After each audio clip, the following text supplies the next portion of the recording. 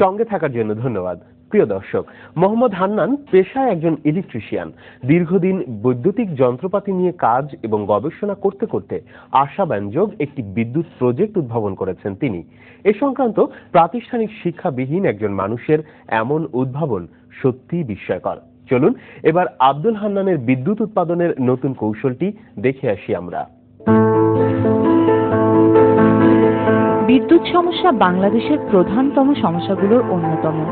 তাই বিদ্যুৎ সমস্যার কার্যকর সমাধানের লক্ষ্যে সরকারের পাশাপাশি ব্যক্তি উদ্যোগেও অনেকে নিবিড় গবেষণা কার্যক্রম চালিয়ে যাচ্ছেন। অনেকে পেয়েছেন উল্লেখযোগ্য সাফল্য। ফেনীর দোনশাহাদ্দা গ্রামের মোহাম্মদ আব্দুল হান্নান এমনই একজন সফল উদ্যোক্তা। পেশায় তিনি একজন ইলেকট্রিশিয়ান। বৈদ্যুতিক যন্ত্রপাতি নিয়েই তার কাজ কারবার।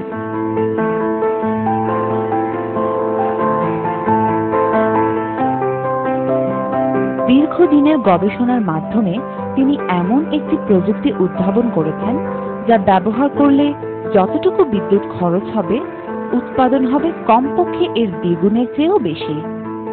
এটা বিদ্যুৎ উৎপাদনের বিকল্প একটি পন্থা।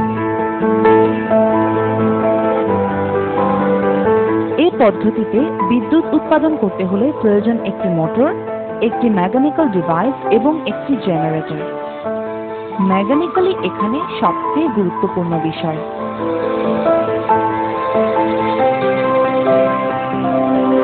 মেকানিক্যাল মোটরের ক্ষমতাকে কয়েক গুণ বৃদ্ধি করতে পারে। নতুন এই প্রযুক্তির কার্যপদ্ধতিটি খুবই সহজ এবং সরল। কারেন্টের সাহায্যে মোটরটি যখন চালানো হবে তখন মেকানিক্যাল মোটরের শক্তি কয়েক গুণ বৃদ্ধি করবে।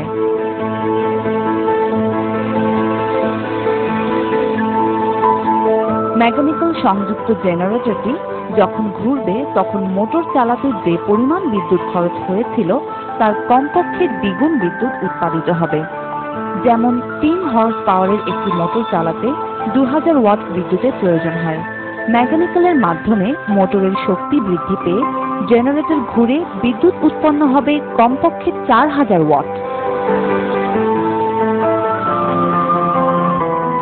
এই প্রযুক্তি ব্যবহার করে সহজেই 2000 ওয়াট বিদ্যুৎ উৎপাদন করা সম্ভব।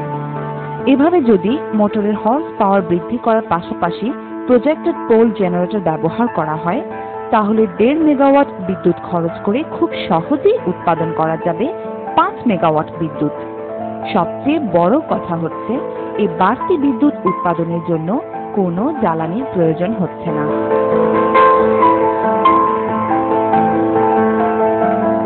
মোহাম্মদ হান্নানের মতে এভাবে অল্প বিদ্যুৎ ব্যবহার করে অধিক বিদ্যুৎ উৎপাদন করলে বিদ্যুৎ সমস্যা থেকে দেশের মানুষ মুক্তি পাবে, এ কথা বলার অপেক্ষা রাখে না।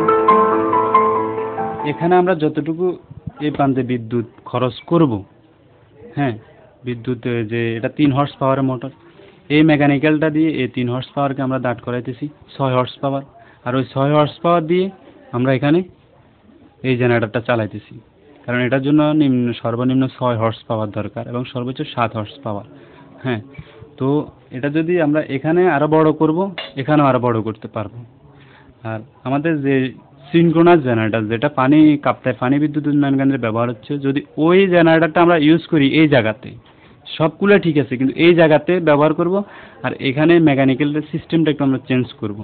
হ্যাঁ, চেঞ্জ করার কারণে যতটুকু এখানে খরচ করব তার থেকে 10 থেকে 12 গুণ অধিক এখানে উৎপাদন করব। তো ধরুন আমাদের জাতীয় গ্রিডে বিদ্যুৎ আছে বর্তমানে 4000 মেগাওয়াট। আমরা ওই 4000 মেগাওয়াটকে এই পদ্ধতিতে 10 গুণ করলে 40,000 মেগাওয়াট। ওই 40,000 মেগাওয়াট যদি করি, আমাদের সারা দেশে বিদ্যুৎ চাহিদা পূর্ণ করে আমরা আরও বাইরে বিক্রি করতে পারবো। তখন ওই যে আমরা 40,000 মেগাওয়াট, আমাদের 4000 মেগাওয়াটের জন্য কিন্তু প্রতিনিয়ত আমাদের গ্যাস লাগতেছে বা তেল লাগতেছে বা কয়লা লাগতেছে বা পানি লাগতেছে। কিন্তু আমরা এই 4000 মেগাওয়াট থেকে যে 40,000 মেগাওয়াটে করবো, তার জন্য আমাদের আর কোনো কিছু লাগতেছে না, শুধু আমরা মেশিনগুলো তৈরি করতে হবে। আর এখানে যে মেশিনগুলো তৈরি করতে হবে, এখানে আরেকটা কথা হচ্ছে যে মেশিনগুলো একটা মেশিন যদি সিনক্রোনাস জেনারেটর হয় তাহলে আমরা 15 থেকে 20 মেগাওয়াট পর্যন্ত একটা মেশিন তৈরি করতে পারবো। আর যদি সিলিন্ড্রিক্যাল ফোলে এই জেনারেটর হয় তাহলে আমরা সেখানে 3 থেকে 4 মেগাওয়াট পর্যন্ত একটা মেশিন তৈরি হবে। তো আমি বলতে চাচ্ছিলাম যে আমাদের দেশে বিদ্যুৎ উৎপাদনকারী সংস্থাগুলো আছে বা আমাদের সরকার যদি এই প্রযুক্তিটা ব্যবহার করে তাহলে আমাদের বিদ্যুৎ চাহিদাও থাকে না, গ্যাসের যে সংকট সেটাও আমরা নিবারণ করতে সম্ভব হবে ইনশাআল্লাহ।